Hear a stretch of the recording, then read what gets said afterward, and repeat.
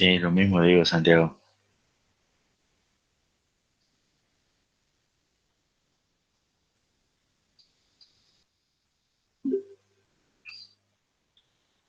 Bueno, buenos días a todos los presentes.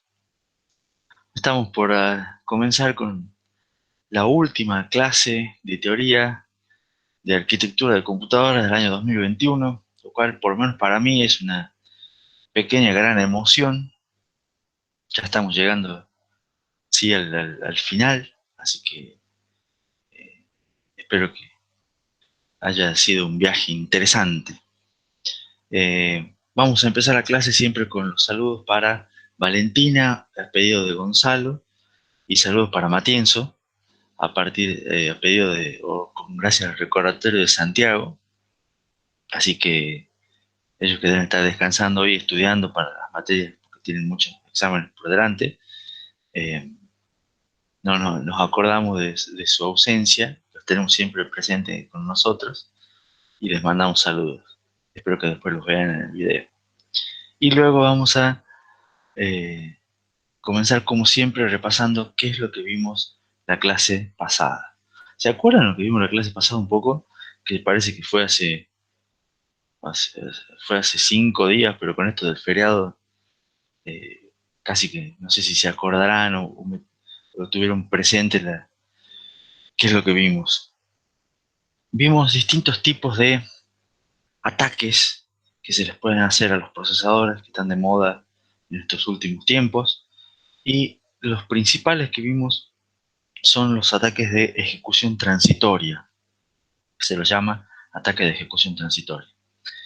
La ejecución transitoria toman el nombre porque la idea es que aprovechan alguna ventana de tiempo que les proporcionan los procesadores para ejecutar en esa ventana de tiempo algunas instrucciones que de alguna manera no modifiquen el estado de la arquitectura, pero sí modifiquen el estado de la microarquitectura, o sea que no modifican el aspecto visible, pero sí dejan rastros que no son visibles para los programadores, pero sí que pueden ser rastros que son accedidos o reconstruidos mediante algunos ataques laterales, ataques de tipo side channel.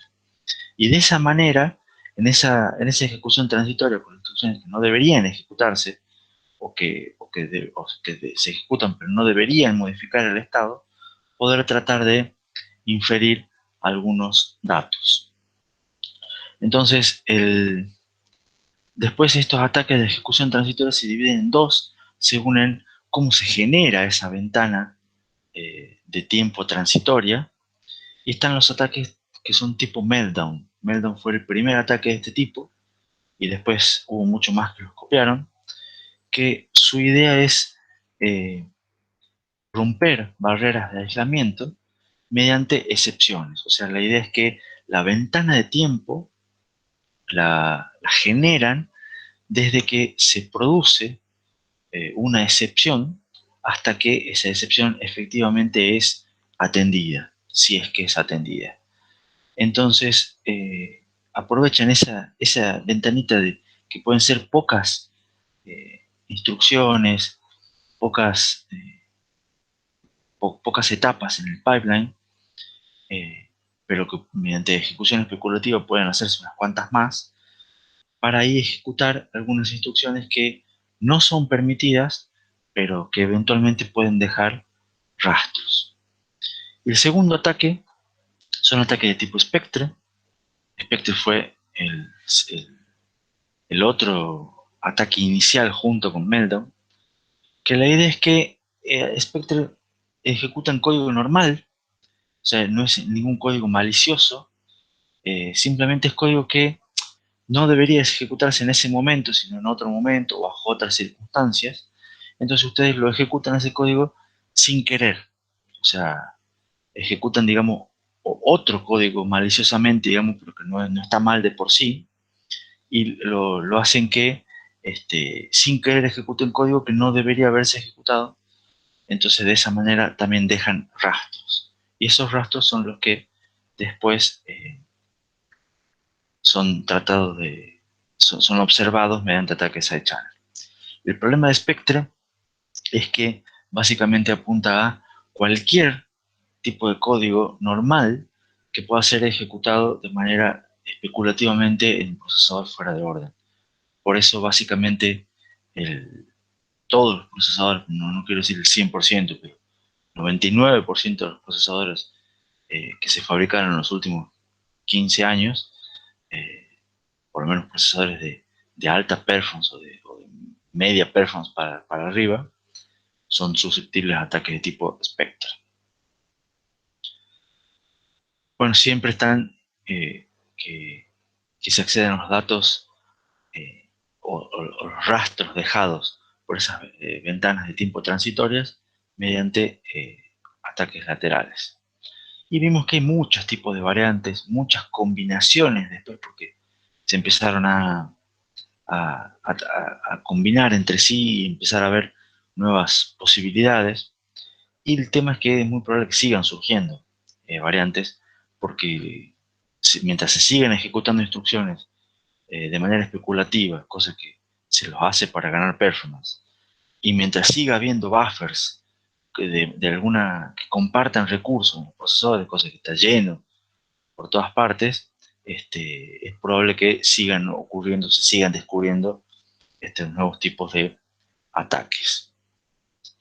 Entonces, como conclusión, digamos, general que se podía ver de lo que vimos de este tipo de ataques, es que cualquier recurso compartido de un procesador, cualquiera, puede convertirse en un potencial candidato de ataques de tipo Spectre. Por eso es que ningún procesador en principio es totalmente inmune a este tipo de procesadores. Y otra conclusión es que todos estos ataques se pueden mitigar de algún modo, pero siempre todos los paliativos, todas las mitigaciones implican de alguna forma una reducción de performance que puede ser muy pequeña o puede ser un poco más notoria, y un aumento de costo que también puede ser insignificante, pero siempre es un aumento, no es una reducción nunca. Después, al final de la clase pasada, vimos ataques de tipo Rowhammer, que es otro tipo de ataque, no tiene que ver con la ejecución transitoria, sino que son ataques que son orientados a generar fallos en los componentes, pero fallos puramente tecnológicos, o sea, una cuestión de que fallos que realmente no deberían ocurrir, pero vemos que los componentes, en este caso, Rowhammer se, se ensañó con las memorias RAM, las memorias DDR, veo que por cuestiones de cómo es la fabricación de las memorias hoy en día, es posible atacarlos de manera tal de producir errores. Y esos errores, por ejemplo, Rowhammer permitía modificar datos de memoria. Después vimos al final de la clase otro que es RAM Bleed, que permite leer valores de memoria. Y el tema es que se permite modificar o leer datos sin accederlos. Entonces ustedes están pudiendo con RAM Bleed hacer una especie de load en la dirección de memoria sin hacer un acceso a esa dirección de memoria, lo cual es una vulnerabilidad de seguridad bastante grande. Por supuesto que no es fácil hacerlo, no es sencillo hacerlo, es bastante lento, bastante complejo, pero es posible. Y eso es una nueva mirada que no se la tenía 10 años atrás, ¿no? Porque se asumía que eh, este tipo de componentes, o sea, la memoria RAM, dentro de todo, o sea, la RAM, los procesadores, funcionaban bien y hacían lo que tenían que hacer de la manera correcta. Y ahora se ve que no necesariamente. ¿Alguna duda o alguna consulta con respecto a estos temas que vimos la clase pasada? Así vemos un par de diapositivas más y empezamos con el cierre.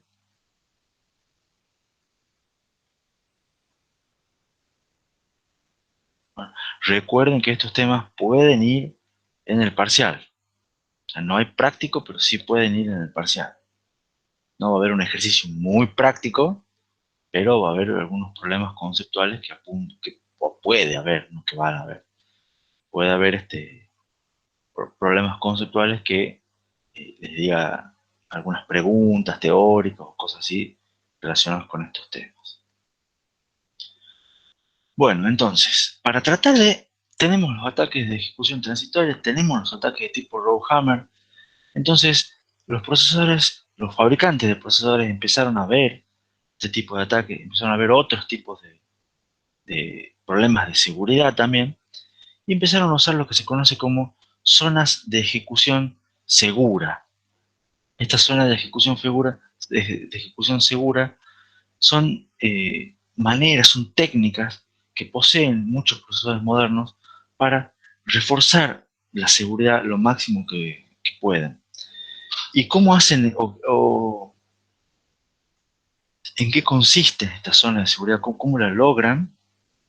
Bueno, por un lado, por ejemplo, Intel tiene lo que se conoce como SGX, que es unas extensiones mediante software, extensiones de guardia, de seguridad.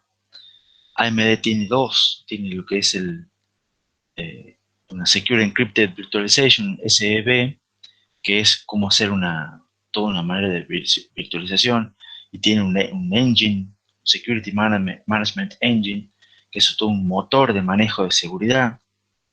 Son dos cuestiones que implementa AMD.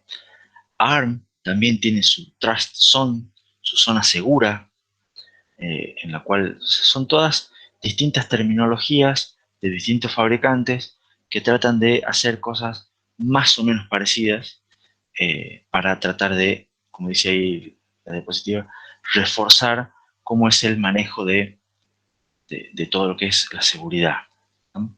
En general lo que hacen ponen núcleos, o sea, ponen un núcleo o una parte de un núcleo, ya sea un núcleo aparte, puede ser un core dedicado, ya que ahora ustedes han visto que son todos los sistemas de chip, así como están los, los núcleos principales para ejecución de propósito general, y tienen un procesador de video, y tienen un procesador para otras cosas, para, por ejemplo, señales de radio en el caso de los celulares.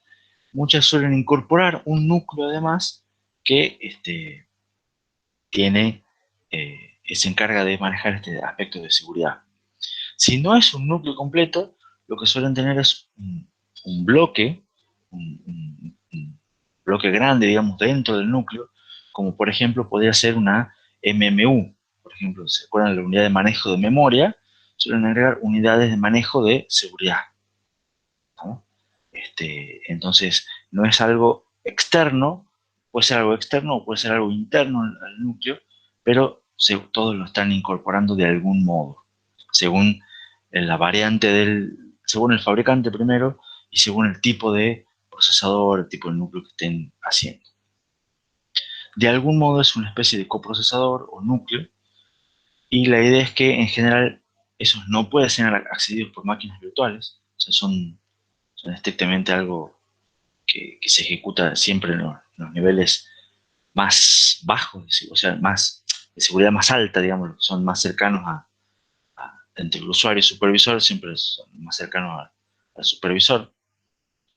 Tienen que estar habilitados por el sistema operativo y o por la capa de virtualización que esté por encima, pero no llegan todavía a lo que son las máquinas virtuales. Y entre algunos objetivos que tienen varios objetivos, uno principal es que buscan evitar ataques físicos a la RAM principal, porque había muchos por ejemplo, Rowhammer era un ataque que apuntaba directamente a la RAM. Y buscan evitar esos ataques físicos manteniendo un montón de seguridad sobre los datos que están en memoria. Tratan de preservar la integridad de los datos que están en memoria y manejarlos, eh, o sea, reforzar la seguridad sobre esos datos. Si los datos que están en memoria están bien, asumimos que todo lo que está después está bien. Ahora, ¿cómo hacen qué es lo que hacen estos núcleos o estos coprocesadores? para estas unidades de manejo de seguridad, lo que hacen es proveer lo que se conocen como, ahí están las zonas de ejecución seguras. En inglés también se las conoce como Trusted Execution Environments. Son entornos en los cuales se asegura que lo que pasa dentro de este entorno está protegido, ¿no? ¿Y cómo hacen eso? Lo implementan de varias maneras, no vamos a entrar en detalles, muchos detalles, pero por un lado tienen cierta, o sea, estas zonas de ejecución segura son como bóvedas de seguridad, son como las cajas fuertes de los procesadores.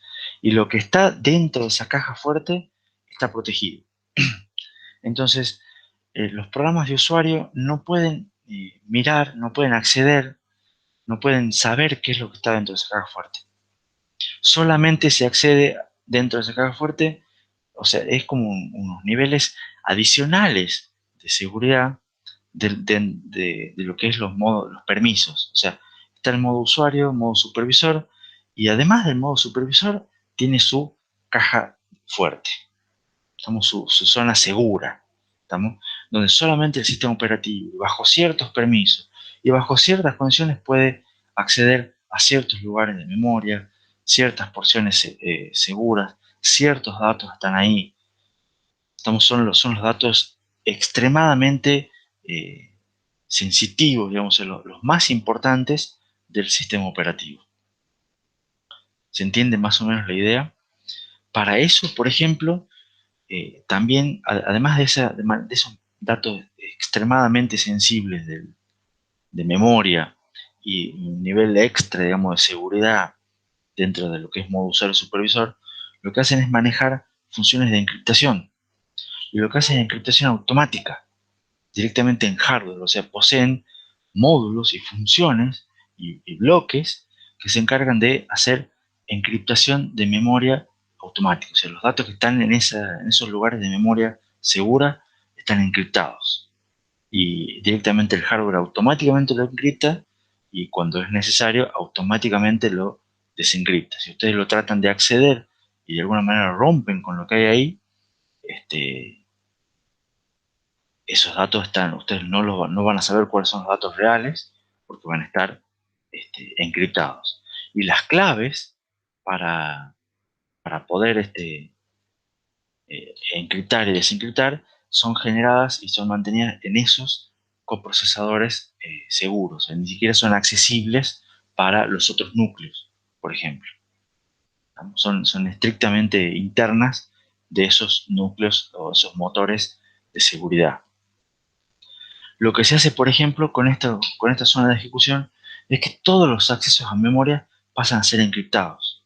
Por ejemplo, al momento del buteo. Entonces ustedes a veces se podía tratar de mirar qué es lo que se estaba leyendo en la memoria en el momento del buteo y de esa manera poder obtener algunos datos, alguna información. Acá, con estos procesadores que tienen este tipo de cosas, todo eso está encriptado y si tratan de filtrar o de obtener esa información, en principio va a ser todo datos que no son útiles porque están encriptados. ¿Se entiende la idea más o menos hasta acá? De estas cajas fuertes internas que tienen los núcleos.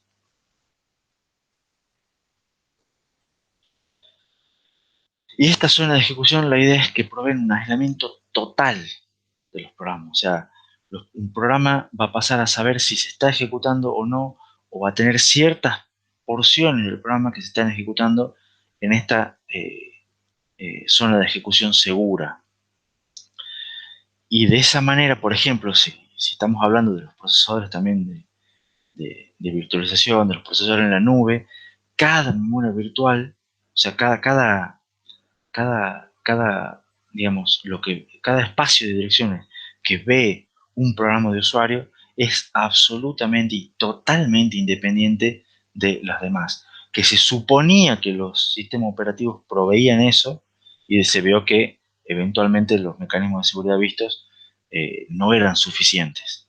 Entonces, ahora con esta zona de ejecución segura se provee otro mecanismo de seguridad adicional, entonces ahora sí se hace que cada espacio de direccionamiento es total y absolutamente independiente de los demás. Y este tipo de zona de ejecución segura es fundamental para todas las máquinas virtuales que se ejecutan en la nube, o sea, para todos los eh, proveedores, digamos, de todos los servicios que estamos usando nosotros, como Google, Facebook, Twitter, etcétera, etcétera, etcétera, Discord y demás. Y lo interesante es que esta idea de la zona de ejecución segura es una idea que lo tomaron de las consolas de videojuegos, porque curiosamente los primeros que implementaron esto fueron, o sea, no solamente las consolas, sino los videojuegos, por el tema de evitar la piratería, que era muy popular en la Play 2, por ejemplo, y digo la Play 2 porque la Xbox también pasaba algo similar, de que a las máquinas se les cambiaba el chip, se les agregaba cosas porque en la, se buscaba, digamos, cómo era el buteo de la ROM, y lo que se hacía es, se les cambiaba o se les agregaba algunas cosas para modificar cómo se booteaba y poder saltarse las protecciones de seguridad que tenían las consolas de videojuegos.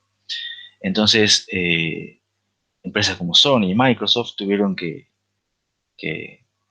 empezar con esta idea. Después los que hacían eso con las consolas de videojuegos vieron que lo podían hacer también con otros procesadores. Entonces, a partir de ahí, este, se empezó con estas ideas para evitar los piratas, digamos, de la Play 2, y ya la Play 3 fue una computadora mucho más difícil de piratear, y la Play 4 ya creo que son conceptos que no, no se usan, digamos. Ahora se piratea de otro tipo, pero ya la consola y lo mismo con la Xbox, ya son relativamente seguras. Y de ahí vinieron estas ideas que nos empezaron a tomar eh, los otros fabricantes de procesadores. ¿Preguntas hasta aquí? Gonzalo me aporta en el chat que sí, que la PlayStation 2 es la consola más pirateada de la historia, o algo así.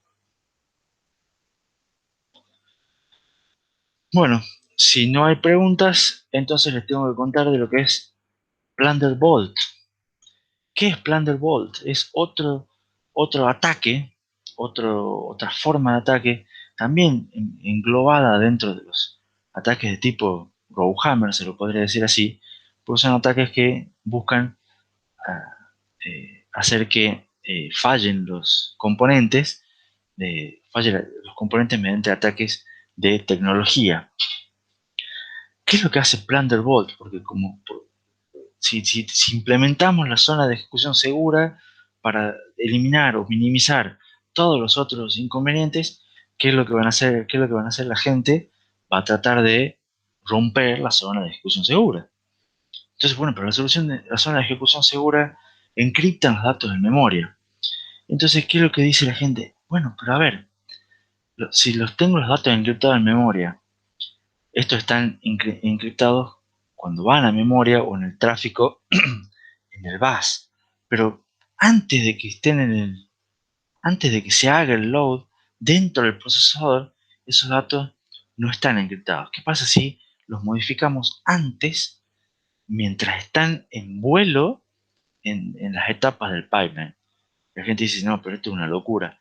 Y hay gente que se puso y lo trató de hacer y lo hizo. Porque siempre va a haber alguien que va a intentar romper cosas siempre que ponemos alguna caja fuerte, va a haber alguien que va a tratar de abrir esa caja fuerte. Y está este Plunderbolt intenta modificar los bits, pero en vez de modificarlos en memoria, como hacía Rowhammer, modificarlos internamente dentro del procesador antes de que se escriban en la memoria. ¿Cómo hace esto? Explota lo que es el DVFS, ¿se acuerdan? El Dynamic Voltage and Frequency Scaling, el escalado dinámico en frecuencia y en tensión, porque resulta que los procesadores proveen algunas instrucciones para hacer esta característica. Instrucciones privilegiadas para que eventualmente el usuario o el sistema operativo pueda automodificarse, o sea, si además de que sea automático, puede hacerlo también el procesador. En el caso de decir, che, mira, ahora voy a empezar con este, alguna, voy a empezar con un bloque que necesita performance, entonces aumentame un poco la tensión y la frecuencia para ir preparándose y que no sea tan automático, sino que se pueda hacer por software.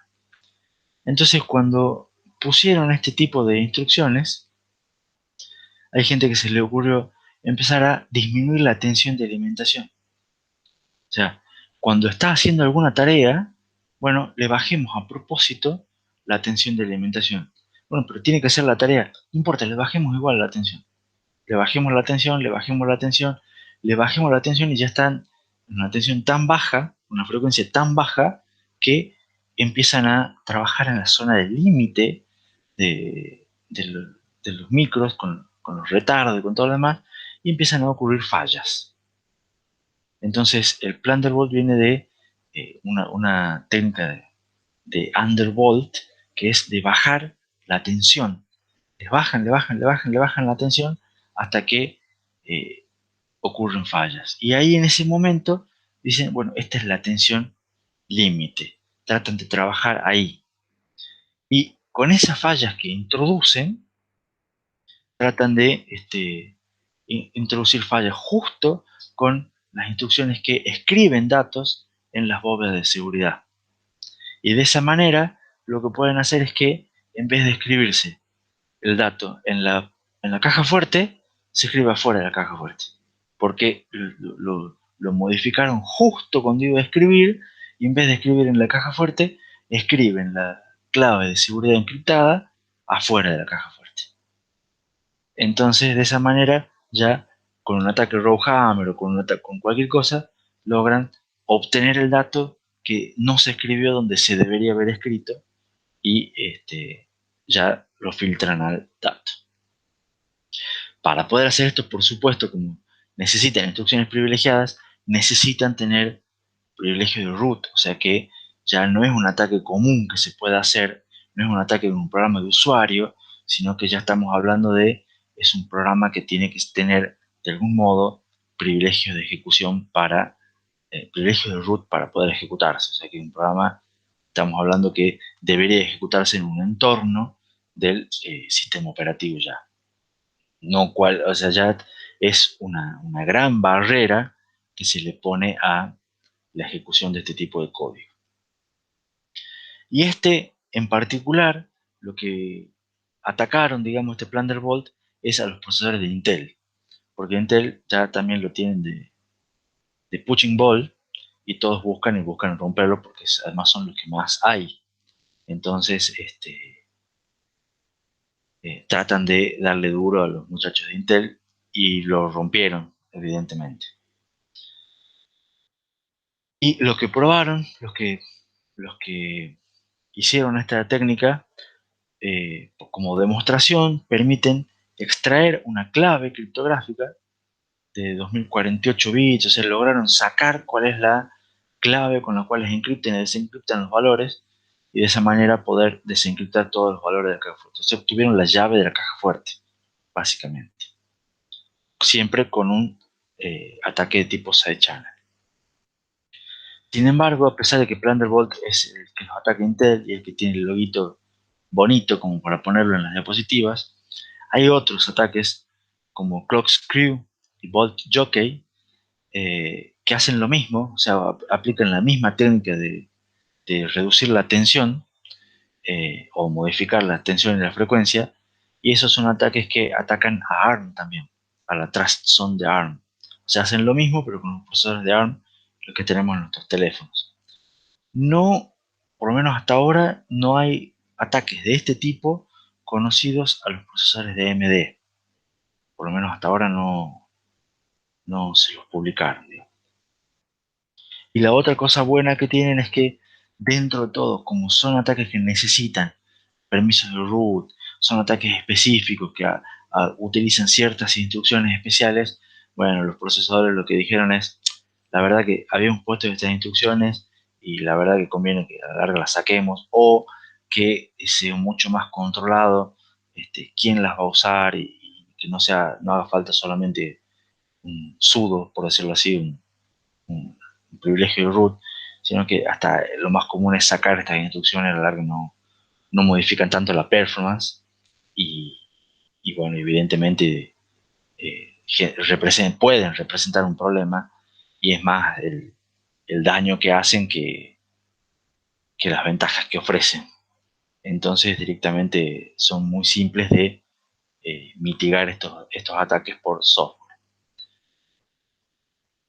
¿Se entendió la idea? ¿Alguna pregunta?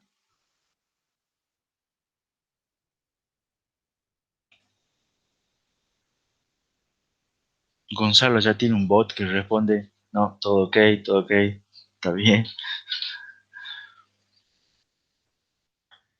Y sin embargo, no terminamos todavía con el tipo, o sea, además de los ataques Rowhammer, Rambly, que fue la clase pasada, además de la gente pone la zona segura y hay gente que,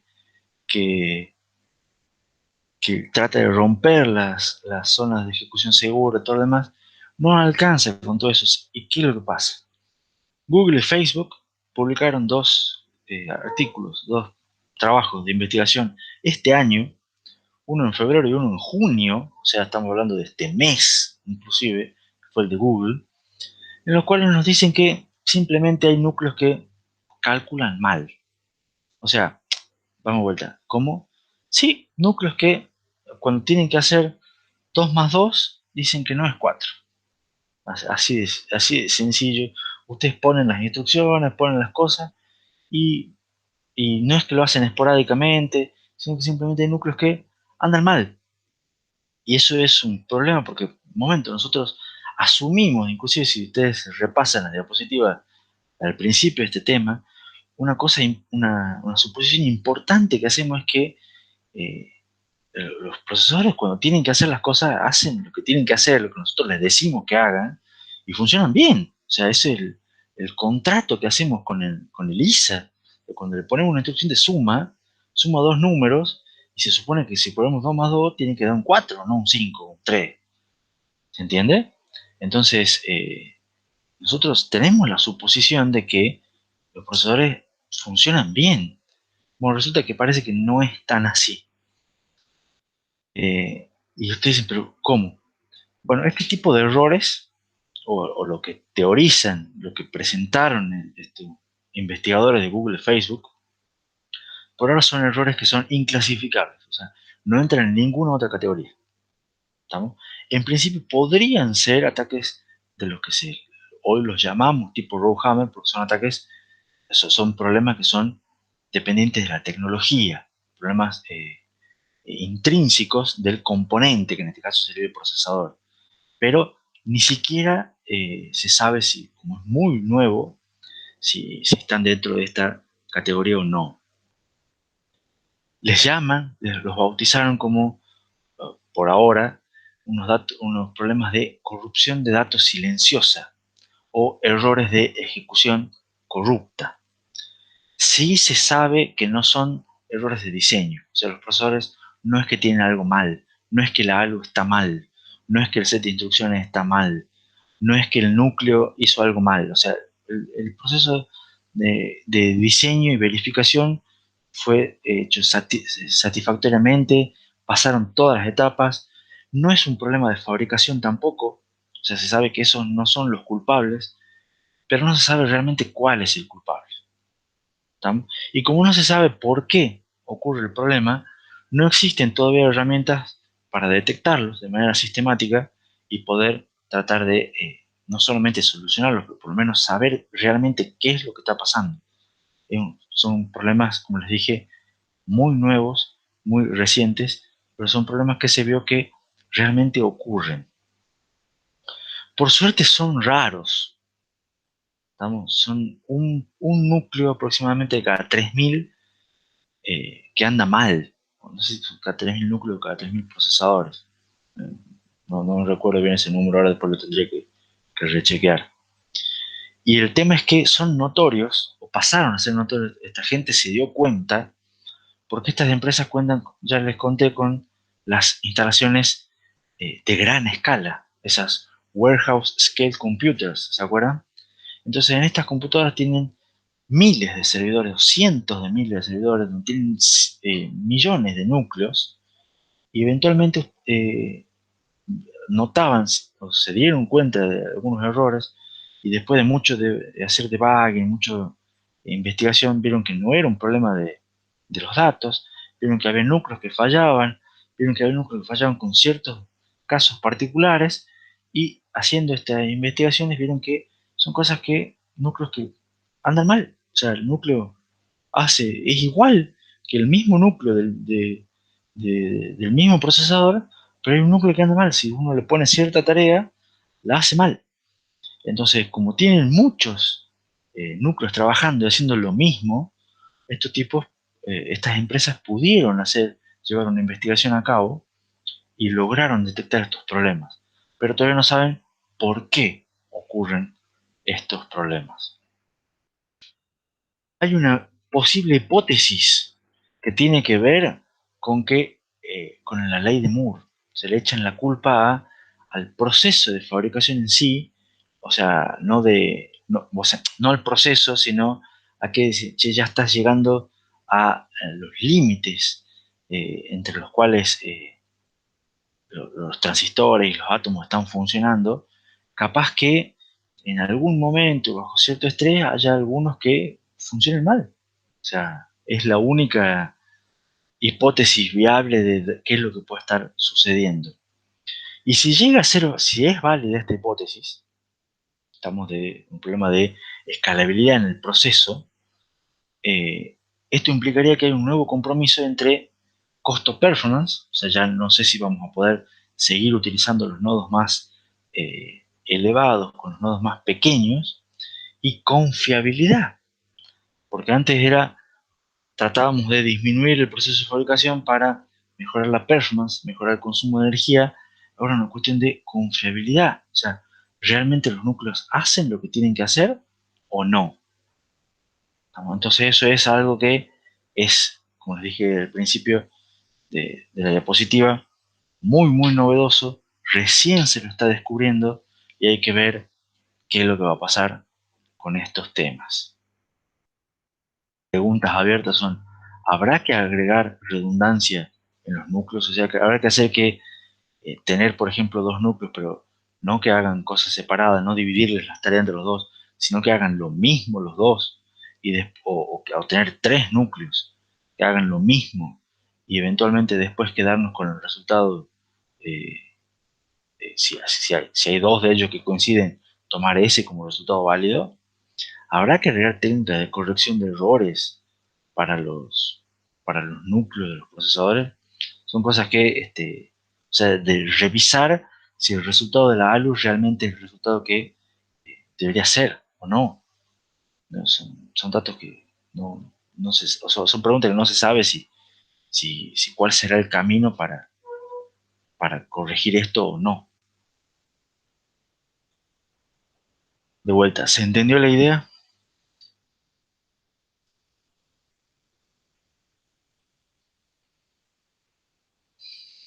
Estos son ideales para preguntitas teóricas. Expliquen en palabras breves qué es la corrupción de datos silenciosa.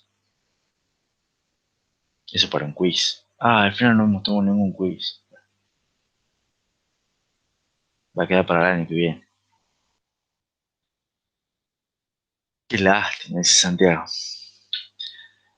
Entonces, ahora para ir cerrando el tema, ¿cuál es el verdadero problema?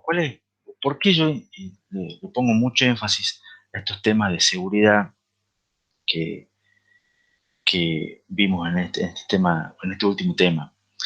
Porque el problema no es en realidad todas las vulnerabilidades que se descubrieron. O sea, yo les conté un montón, o varias en realidad, hay muchísimas más. Les conté varias y de distintos tipos. Pero el problema no son, o sea, el problema no es las vulnerabilidades que se descubrieron, porque al fin de cuentas, por suerte, no se conocen que hayan sido explotados. O sea, nadie pudo utilizar esas vulnerabilidades para realmente generar daño y generalmente para lograr sacar de verdad datos útiles a la gente común, como nosotros. ¿Ya? O sea, hay muchas otras técnicas, muchas más fáciles para robar datos de una tarjeta de crédito, robar datos de una cuenta bancaria o ese tipo de cosas. Estas son técnicas bastante, o por no decir muy complejas, muy difíciles, lo cual no implica que no haya que mirarlas, ¿está claro? Pero por suerte nadie o no se conoce todavía que hayan sido explotadas ninguna de estas vulnerabilidades. El problema tampoco son que va a haber nuevas vulnerabilidades, o sea, se van a seguir descubriendo vulnerabilidades por cómo se vio que eran las técnicas, la clasificación y los problemas que les estoy contando. Te han visto que se descubre un problema y después se descubre una variante y después se soluciona ese problema, pero se descubre otro problema que ataca la solución, o sea, a alguien se le ocurre aplicar esa misma idea con otro buffer y sale otra variante o se descubre otro nuevo problema y esto es una cuestión, una rueda que permanentemente se está moviendo, pero tampoco es el problema o el inconveniente, digamos, todas las nuevas vulnerabilidades que sabemos que van a ocurrir. El problema real es que se abrió lo que se conoce, o sea, se destapó una olla que antes no estaba, ¿estamos? Y que a la larga esto tiene que afectar todos los diseños futuros.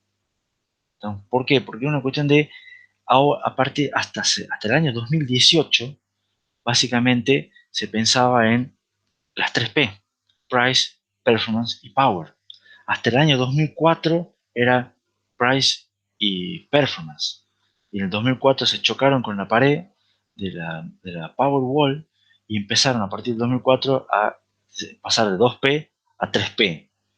Para mí es una cuestión que a partir del 2018, del 2019, deberían todos los diseños de arquitectura de computadora empezar a tener las 3P y una S, que lo cual queda re poco comercial, pero bueno, habrá que tener una cuarta variable, un cuarto eje, que es seguridad, porque vimos que todas las mitigaciones o todos los paliativos para los problemas de seguridad en general afectan la performance.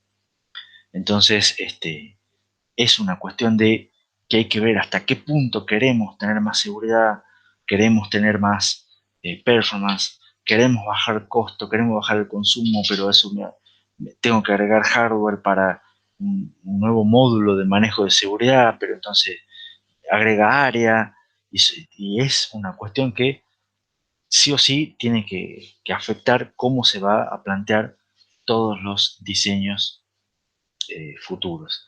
En el chat Gonzalo plantea una nueva P de Pandora. Sí, en realidad puede ser. El año pasado los chicos decían una P de protecciones, eh, como para agregar que sea con P, algo que tenga que ver con seguridad. Pero bueno, todavía no se, no hay consenso en la academia de cómo mandar, pero sí hay consenso en que tiene que ser un nuevo eje. Eso seguro, o sea, tenemos Price, Performance, Power y un nuevo eje que le vamos a poner por ahora Security.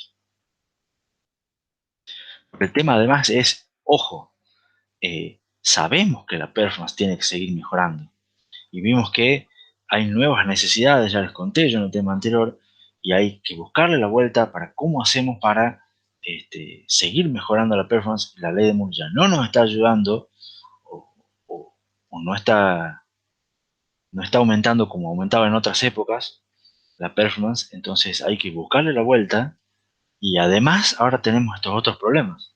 O sea, es un gran acertijo que están viendo cómo resolver toda la gente que hace arquitectura de computadoras a nivel mundial.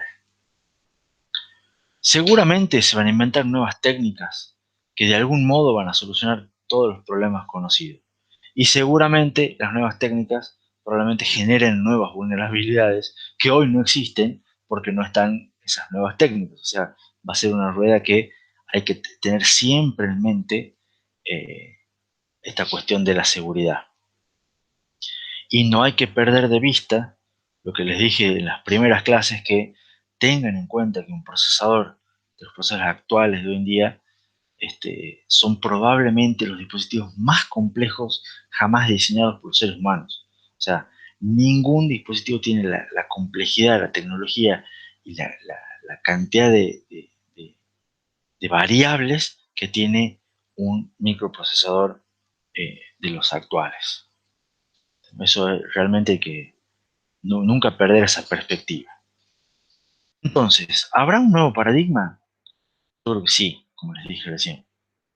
Es necesario cambiar la forma en la que los procesadores son diseñados hoy en día. No solamente para paliar las vulnerabilidades encontradas, sino para agregar la seguridad como un aspecto fundamental del diseño, que compromete la performance tanto como son el costo como es el consumo de energía.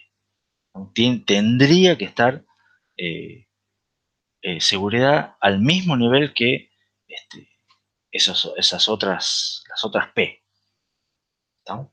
Que por supuesto ahora es el último tema de arquitectura, pero quizá en 5 años sea un poco más, y quizá en un par de años ya sea un capítulo del libro, que hoy no es, digamos, pero de a poquito se va a ir incorporando, estimo yo, digo.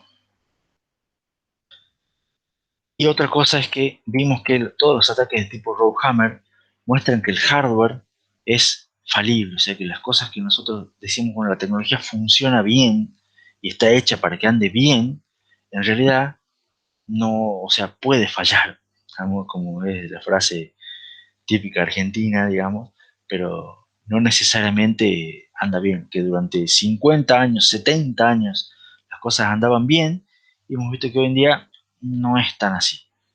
No solamente los ataques tipo Roadhammer, sino los últimos que vimos de la corrupción de datos silenciosa también. Vemos que el hardware realmente 2 más 2 no siempre es igual a 5. O sea, el siempre es el que está, no siempre igual a 4, perdón. A veces puede ser igual a 5. Eh, el siempre, ya el 100% ya no es 100%. El 99, algo, pero ya no es 100. Entonces, hay algunas preguntas abiertas que no tienen respuestas, al menos aún, digamos, al menos hoy en día. Primera pregunta es, ¿realmente cuánto es la cantidad adecuada de seguridad que debería incluir un diseño? O sea, si la seguridad, agregar características de seguridad me disminuyen la performance, pero ¿realmente yo necesito tanta seguridad? ¿O yo prefiero performance? Y Gonzalo va a decir, bueno, yo con tal de jugar al Left 4 Dead, yo quiero performance. A mí no me importa que, que tenga problemas de seguridad. Total, ¿qué me van a robar a mí? ¿Estamos? Él necesita performance segura. Hasta que después aparece un bot por ahí y me empieza a mandar mensajes a Discord a todo, exactamente como pasó el otro día, digamos. Entonces, está claro que los diseños actuales no son totalmente adecuados para proteger la información.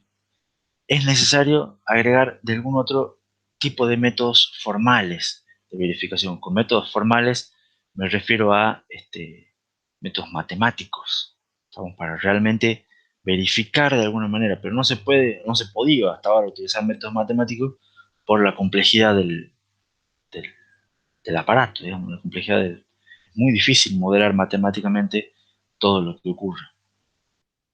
Pero sabemos que la matemática a la larga es la forma realmente posta de verificar, digamos. Y además, las soluciones propuestas deberían idealmente evolucionar con el tiempo para, o sea, no debería ser, bueno, yo tengo este problema, le pongo este parche. Porque si vos haces un parche para un problema, sabes que después vas a sufrir otro problema, vas a tener que poner otro parche, otro problema, otro parche, y no puedes estar todo el tiempo de parche en parche. Entonces, de alguna manera, la solución, una mejor solución debería poder ir evolucionando con el tiempo, o sea, debería ya prever cuáles van a ser los próximos tipos de agujeros que van a surgir para, de alguna manera, autoajustarse, poder adaptarse a nuevos ataques, lo cual no necesariamente es sencillo. Por otro lado, es ¿Habrá que crear benchmarks de seguridad? Porque ustedes han visto que yo les conté en la materia que tenemos benchmarks de performance, después se agregaron benchmarks de consumo de energía, pero hoy en día no hay un benchmark de seguridad.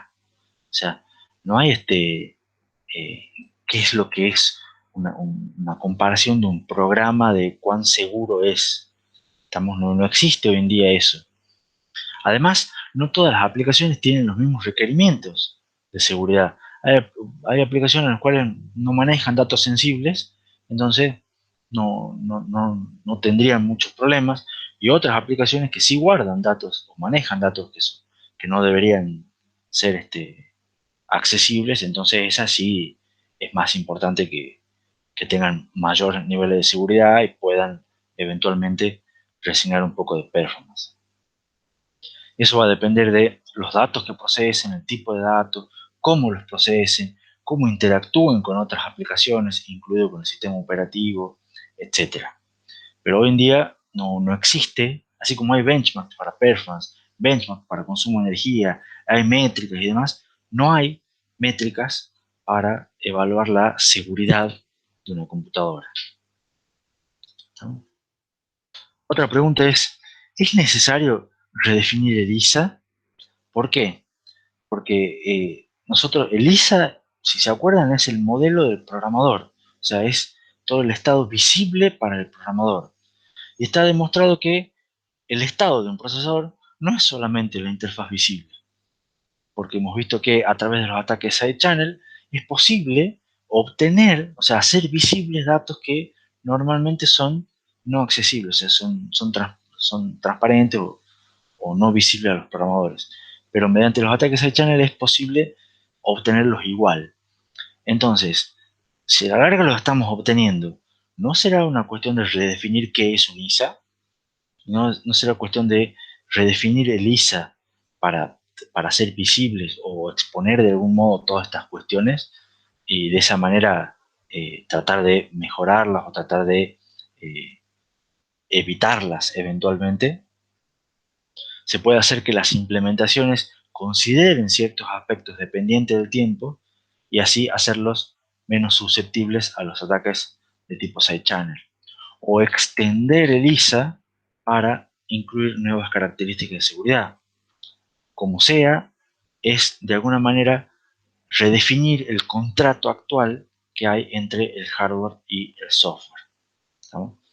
Vivimos, como dice la frase, en el siglo XXI con ISAs que a fin de cuentas la base del ISA x86, la base de los ISAs de ARM, han sido diseñados con necesidades y con métricas y con características del siglo pasado.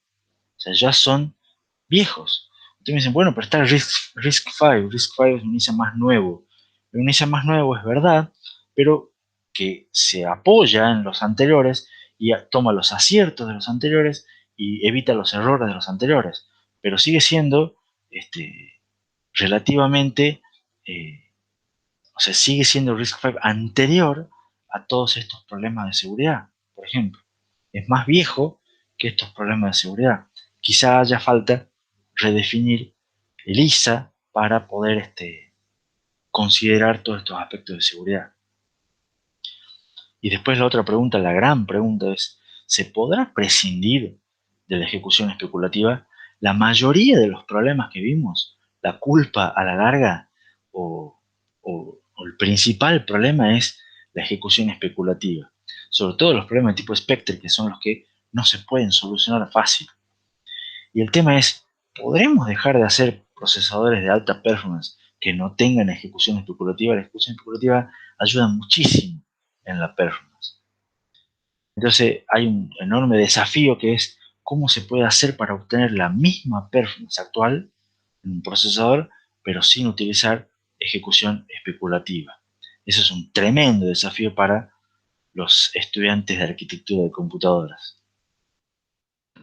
Quizás las arquitecturas de dominio específico sirvan para ayudar en ese aspecto, para poder achicar aún más la generalidad de los procesadores, hacerlos más puntuales y de esa manera poder mejorar performance y de esa manera prescindir de la ejecución especulativa. De todos modos, todas estas preguntas son preguntas abiertas, no tienen respuesta.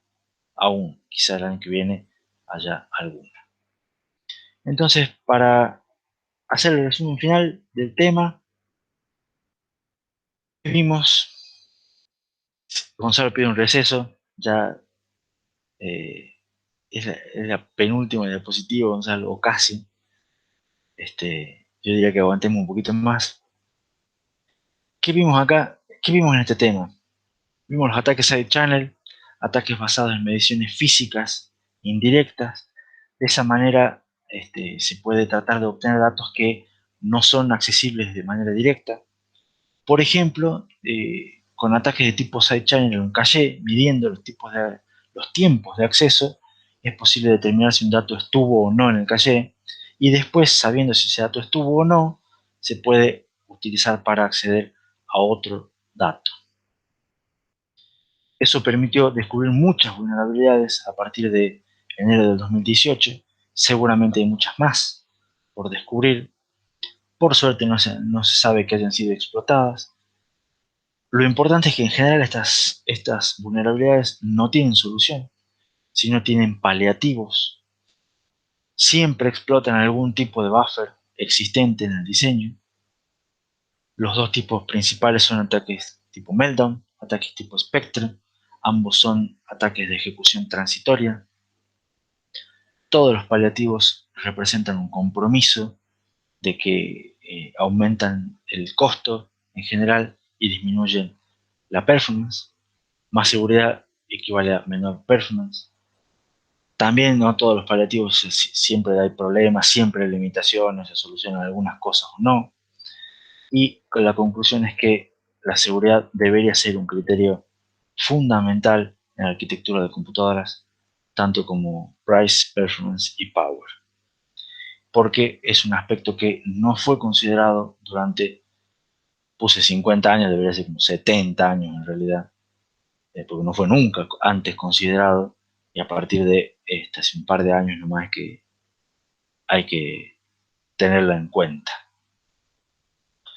Y después acá está todo lo que es referencias, que como les dije no hay acá agradecimientos, no hay bibliografía, pero ahí tienen un montón de artículos o links para, para buscar, para leer, para investigar, si a alguno le interesa meterse un poco más en este tema.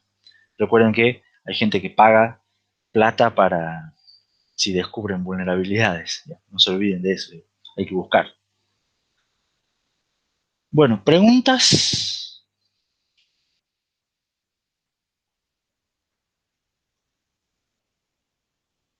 Con esto terminamos la materia. Sin embargo, yo les pediría unos 10 minutitos más o menos, para hacer un cierre global de la materia. Total, no hagamos un break, total, ya terminamos. Y les quiero contar que en general todos los profesores dicen que su materia no solamente es la más divertida o la más emocionante o la más importante. Yo no voy a decir que mi materia es la mejor materia, espero que a la larga les haya gustado un poco, o sea, les haya parecido un poco interesante. Pero sí les voy a decir que es una época a nivel global, digamos, del mundo, es una época bastante excitante en la arquitectura de computadoras, en el sentido de que hay muchas cosas nuevas y muchos cambios que se están dando de manera simultánea, que mueven el piso con lo que son las cosas básicas que vivimos en la materia. Por ejemplo, está la notoria desaceleración de la ley de Moore, que impulsa nuevas ideas y arquitecturas porque la performance tiene que seguir mejorando. Inteligencia artificial es un boom que está muy de moda y es una atracción, una fuerza de atracción que está buscando que se generen nuevas arquitecturas, arquitecturas de diseño específico, de dominio específico, para generar de alguna manera un impulso de performance tremendo, digamos.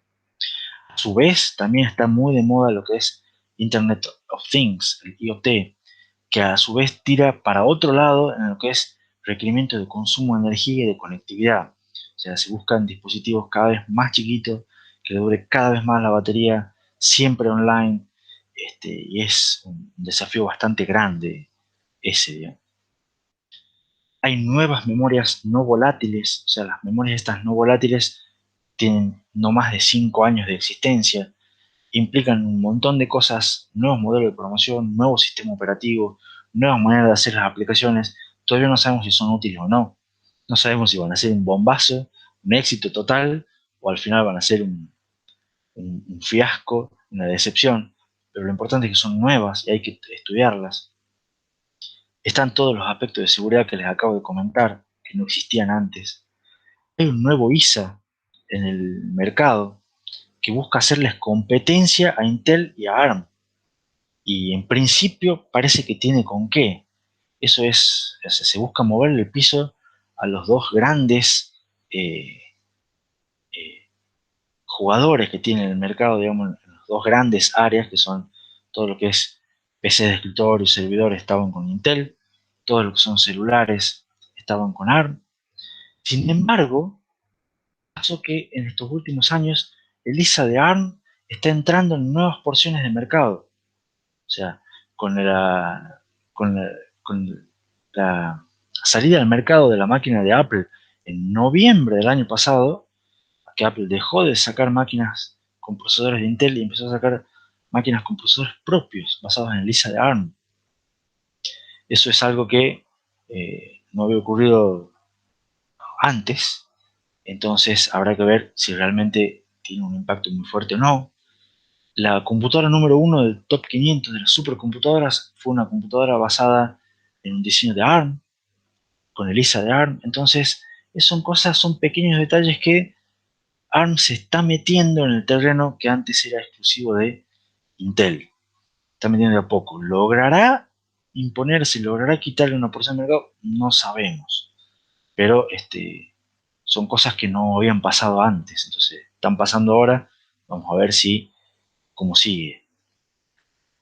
Y la pregunta ahí abierta también, ¿habrá empezado una época de transición y dentro de 10 años a los alumnos, si es que estoy yo, por supuesto, pero en arquitectura de computadoras se hablará de Intel y de AMD como cosas viejas que ya no existen, o que quedan solamente de recuerdo para los Gonzalo Orellana que tienen las computadoras obsoletas de esa época? ¿Será la arquitectura del 86 una cosa vieja entre 10 años? No sabemos, por supuesto, pero habrá que ver qué pasa, hay que estar atentos, digamos. Y después, cerrar con un pequeño repaso de qué aprendimos en la materia. ¿No? Eh, no solamente de cuestiones técnicas.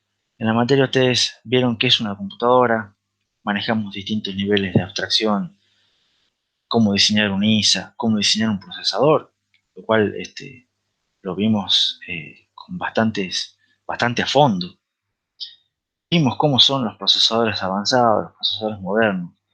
Vimos cómo es el sistema de memoria de un procesador y cómo impacta en la performance.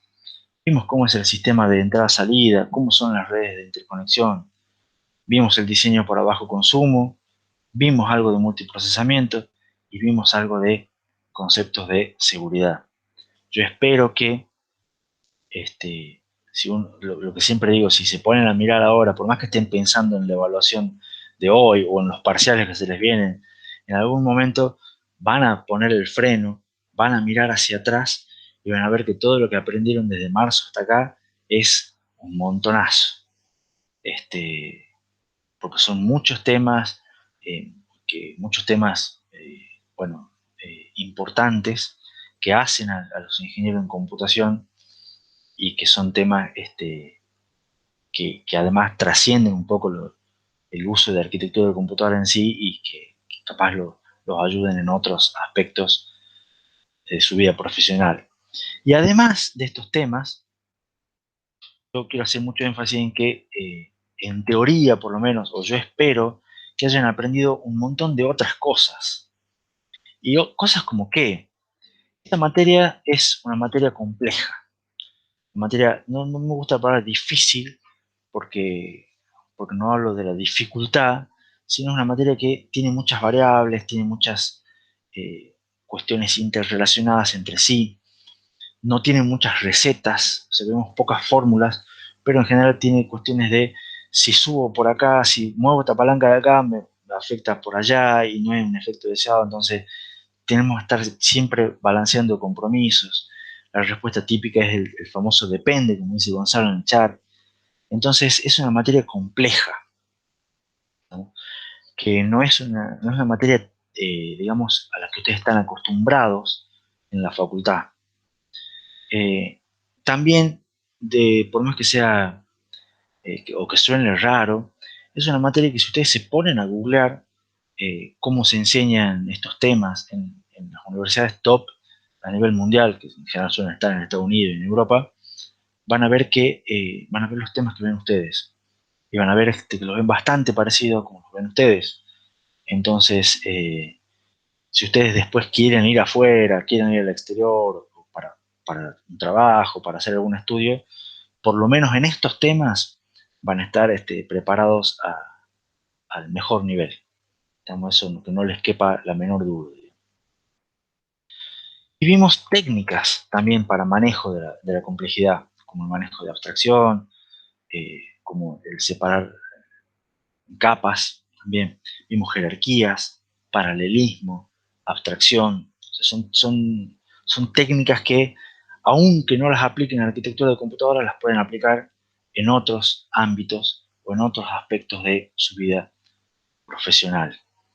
Y yo creo que para poder aprobar esta materia o que les vaya bien, o por lo menos en esta materia empiezan a pensar, o espero yo que hayan aprendido a pensar un poco más como ingenieros, no como estudiantes, en el sentido de que apunten a probar el práctico, a desarrollar un ejercicio y a ver cómo se resuelve este ejercicio, sino a pensar realmente de fondo, o sea, qué es lo que estoy aprendiendo acá, para qué me sirve poder resolver esto, cuál es la herramienta que me están brindando. Siempre vemos compromisos, siempre vemos alternativas, siempre vemos situaciones nuevas. O sea, en los parciales van a haber siempre problemas que no han visto antes. Entonces tienen que estar preparados para manejarse en un ambiente totalmente cambiante, totalmente nuevo. Y para ello es importante mantener constancia y tenacidad. O sea, siempre, si se quedan atrás, se les hace muy grande la bola de nieve, es difícil volver a ponerse al día. Hay que plantearse metas, hay que plantearse objetivos y hay que concentrarse para cumplir esas metas y cumplir esos objetivos. Eso es parte de el trabajo de un ingeniero, digamos. Usamos mucho o se plantea mucho uso del sentido común, que suele ser el menos común de los sentidos, como lo decíamos varios docentes de acá de la cátedra. Siempre también tratando de manejar lo que es humildad, porque sabemos que todos nos podemos equivocar, y gusto por el desafío de tratar de aprender cosas nuevas.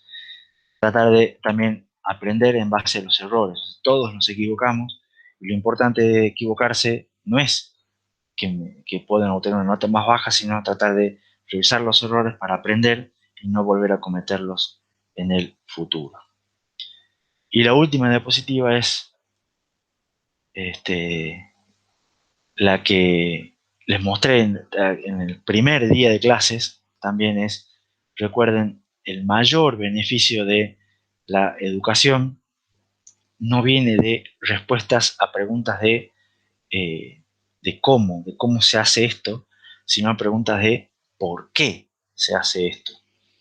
Entonces, les dejo esa como para cerrar, y me queda solamente ya con eso, creo que terminamos las diapositivas, y para que lo piensen, sobre todo que se les viene el parcial encima, y lo único que me queda es preguntarles si ¿realmente nosotros nos vemos directamente para el parcial o quieren que eventualmente si quieren que hagamos alguna consulta o alguna cosa extra, me avisan y la coordinamos? Si quieren consulta el lunes de la semana que viene o el miércoles de la semana que viene, yo no tengo problema, lo coordinamos a través de Discord. ¿Les parece?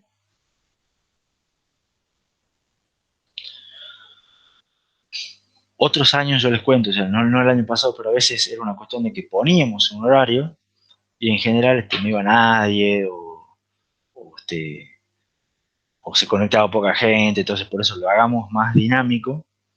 Ustedes eventualmente si quieren lo plantean a la duda en Discord, si se arma por el canal de voz de Discord o cosas así, y si no, eventualmente armamos una especie armamos un Meet para una consulta en algún momento cuando ustedes lo consideren adecuado.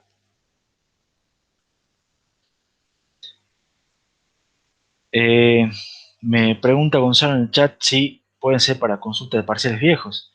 Sí, puede ser, pero o sea, no digo que no, pero las consultas esas que son muy puntuales de parciales viejos, capaz que es mejor manejarlas en Discord. O sea, che, lo planteas ahí a la duda y capaz que Rosalba ya lo resolvió y te puede contestar también, o Mateo, o en general cualquiera, digamos. O sea, no necesariamente tiene que ser no esperes a que sea el miércoles a la mañana para hacer la consulta. Cuando estás resolviendo, le tiras la consulta y eventualmente alguien te lo va a responder en Discord. Entonces, para mí ese manejo asincrónico es mejor que esperemos todos hasta la última consulta para poder sacarnos la duda.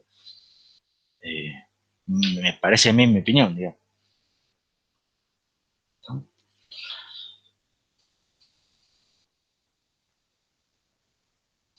Y bueno, si no hay más dudas y preguntas, vamos a cerrar.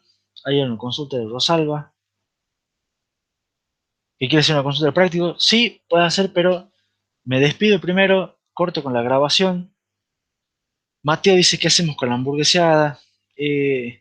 Hay que hacer también la hamburgueseada, pero bueno, estas cuestiones de restricciones y de pandemia que desde el año pasado que nos tienen, habrá que esperar que estén todos vacunados, no sé qué habrá que esperar, pero sí vamos a hacer, yo te mi compromiso de que en algún momento, y acá lo dejo para que quede grabado, en algún momento vamos a hacer la hamburgueseada.